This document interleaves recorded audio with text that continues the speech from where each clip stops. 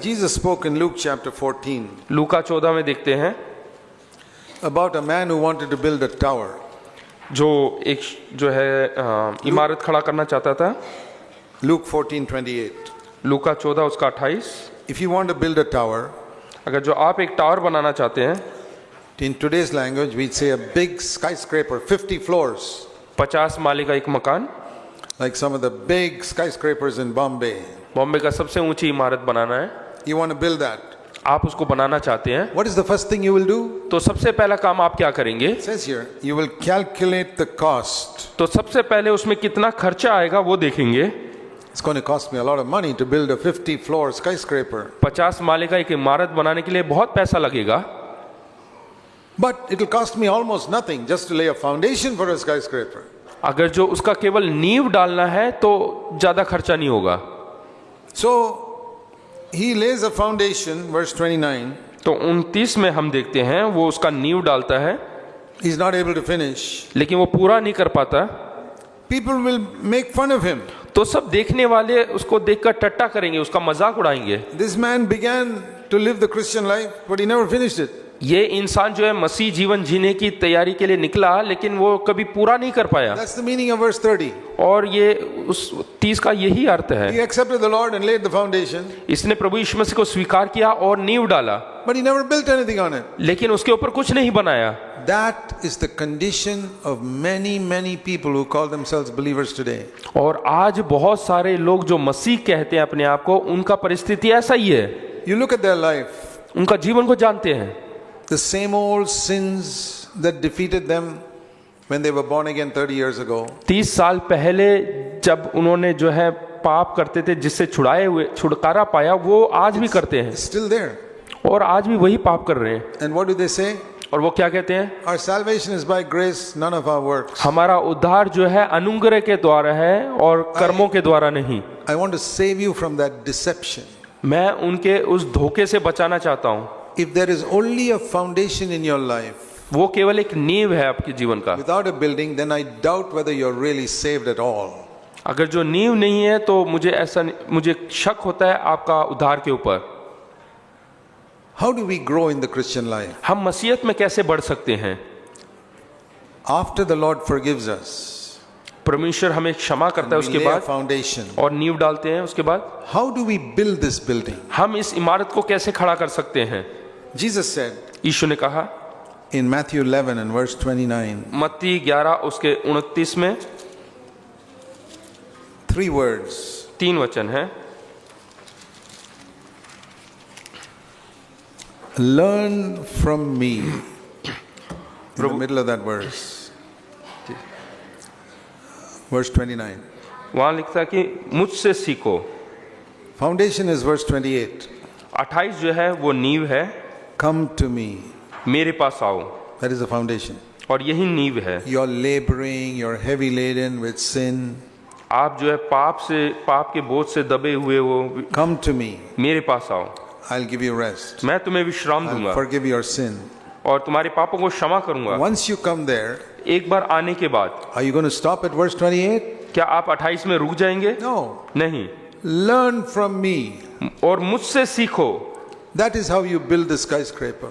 और इसी प्रकार हम जो है एक ऊंची इमारत को खड़ा कर सकते The हैं। more you learn from Jesus, the higher your building will go. जितना अधिक आप प्रभु यीशु मसीह से सीखेंगे, उतना ही ऊंचा इमारत खड़ा कर पाएंगे। And what is the first thing you need to learn? और सबसे पहले हमें क्या सीखना है? I am gentle and humble in heart. कि मैं नम्र और मन में दीन हूं। Humility. यहाँ पे हलीमी या नम्रता को दिखाते हैं। Why do we have to learn humility? हमें नम्रता क्यों सीखना है? Because God gives His grace only to the humble. क्योंकि परमेश्वर नम्र व्यक्ति को ही अपना अनुग्रह देता है। Grace to forgive our sins is one thing. और अनुग्रह हमारे पापों से क्षमा करने के लिए, Grace to help us to grow and overcome sin is another thing. और हमारा बढ़ना और पापों के ऊपर जय प्राप्त करने के लिए अनुग्रह वो दूसरी बात है। And twice in the New Testament, the Holy Spirit says, और पवित्र आत्मा ने नए नियम में 2 बार कहा है। listen to this in James chapter 4. याकूब की किताब 4 अध्याय। Now, this is only for those who really want to build a building, not for those who just want to lay a foundation. और ये वचन उन लोगों के लिए है जो पूरा इमारत खड़ा करना चाहते हैं, केवल नींव में काम खत्म करने वालों के लिए नहीं। Have you ever heard of anybody whose entire ambition in life was to save money to build a foundation? क्या आपने ऐसा किसी व्यक्ति को देखा है जो पूरा पैसा इकट्ठा करता है लेकिन सिर्फ नींव बनाने के लिए? People work hard, earn money. You ask them, what are you earning money for? I want to lay a foundation. कभी ऐसा सुना है कि आप इतना मेहनत क्यों कर रहे हो, पैसा क्यों कमा रहे हो? सिर्फ नींव डालने के लिए?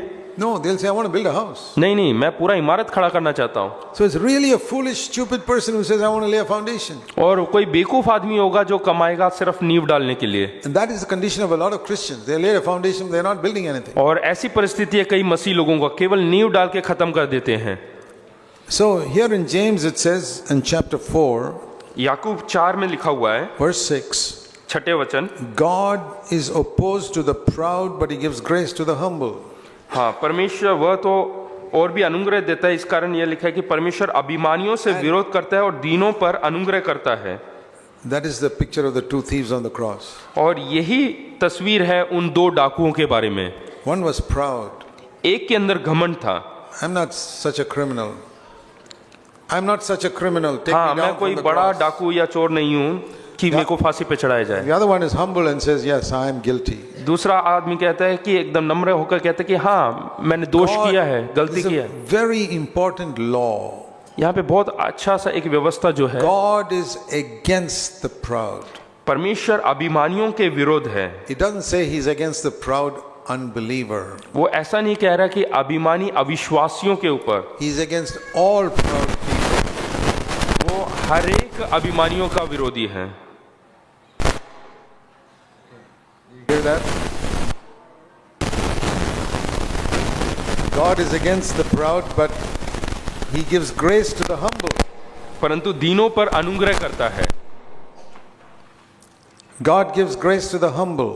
परमेश्वर जो है नम्र लोगों के ऊपर अनुग्रह करता है। That is why we have to be humble. इसलिए हमें नम्र बनना है, दीन बनना है। Otherwise, you will not get grace to grow. नहीं तो बढ़ने के लिए हमें अनुग्रह नहीं मिलेगा। And this is repeated again in 1 Peter and chapter 5. पहला पतरस 5वें अध्याय में दिखा है। Now, there are very few verses that's repeated exactly in the same way, twice in scripture. और एक जैसा जो वचन है बहुत कम दोहराया गया है, And this is repeated. और ये लेकिन दोहराया गया है। Verse 1 Peter 5, verse 5. पहला पतरस 5 उसका 5, God is opposed to the proud, but he gives grace to the humble.